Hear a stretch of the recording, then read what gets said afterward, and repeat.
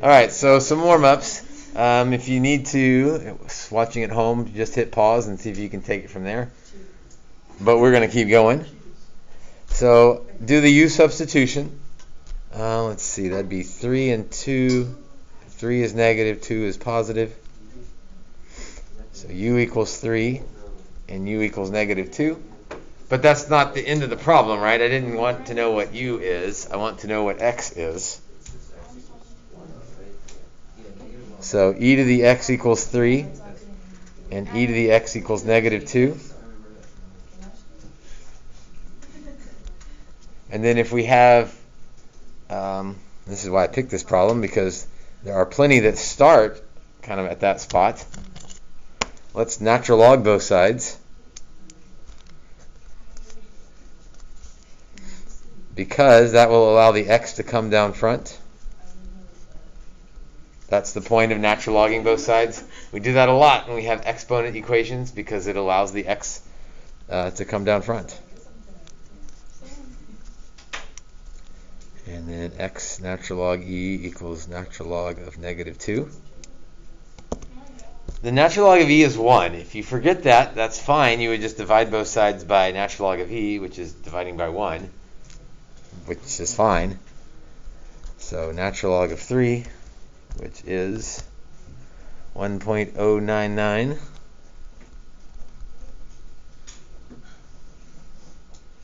And then natural log of negative 2, which is not going to work because you can't take the log of a negative number, so this side, or that piece of the problem, doesn't really give you a solution. So your only answer is the 1.099.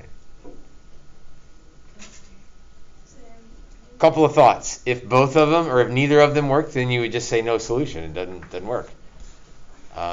This is also why we check log equations to make sure we're not taking the log of a negative number. So this was a good example. I mean, it's on the test, but there's also other stuff that's on the test that's sort of hidden in that problem. Any questions on that one? All right, looking at number 2.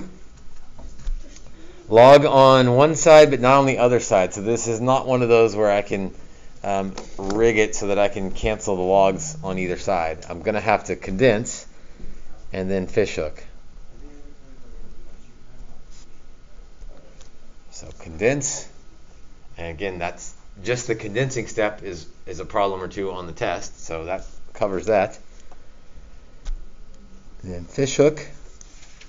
So 2 squared equals, I'm going to go ahead and multiply that, x squared plus 3x. So x squared plus 3x minus 4 equals 0. And now we've got an algebra equation, which you'd much rather deal with than the log equation. So x plus 4 and x minus 1.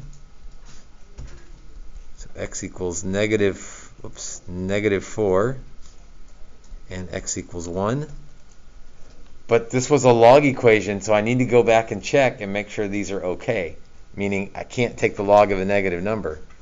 So if I try negative 4, that won't work, so I've got to throw out negative 4. If I check 1, let's see, log base 2 of 1, yep, that's fine. In fact, that would be 0, but that doesn't matter, it's okay. And then the other one, log base 2 of 1 plus 3, that would be okay as well. In fact, that one would be 2 to something is 4, 2 squared is 4, so that would mean that we just check the whole thing, but x equals 2. Or excuse me, x equals 1, but not negative 4. All right, last warm-up. Graphing is kind of tricky without graph paper, so let's just set up a table of values for that. Of course, it's a log problem, so you have to do some work before you set up the table of values. But once you get the table of values, stop there, because, again, just because graphing is kind of a pain without graph paper. Okay, so probably the first thing I notice is that this is a log equation, we don't really like log equations. We'd rather do an exponent equation.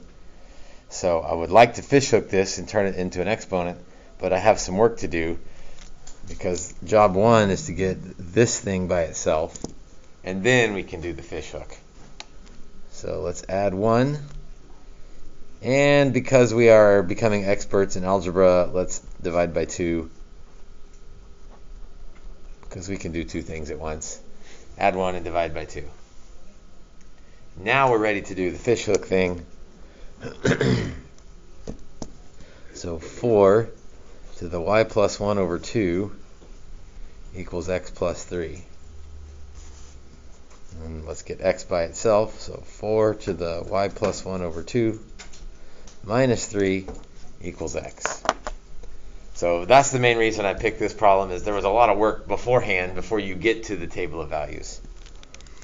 I intentionally tried to mislead you with just an x and a y column. You were not misled. You had the extra column of the exponent. Some of you put it on the left, some of you put it on the right. It doesn't really matter. Since the exponent and the y kind of go together, I would put it on the right with the y's, but it doesn't really matter. So this is why I picked this one. It's a little bit harder exponent to manage. Usually figuring out the 0 is the easiest one. If y is negative 1, yep, we'd get a 0 in there. If I want my exponent to be 1, so I want y plus 1 over 2 to equal 1. So you can work out the equation, or you can kind of just figure it out. It looks like if we plug in 1 plus 1 is 2, yeah, that would work. And then to get negative 1, let's see, I would want the top to be negative 2, so that would need to be negative 3 for y. And we see a little pattern develop, so that is a little bit of a check.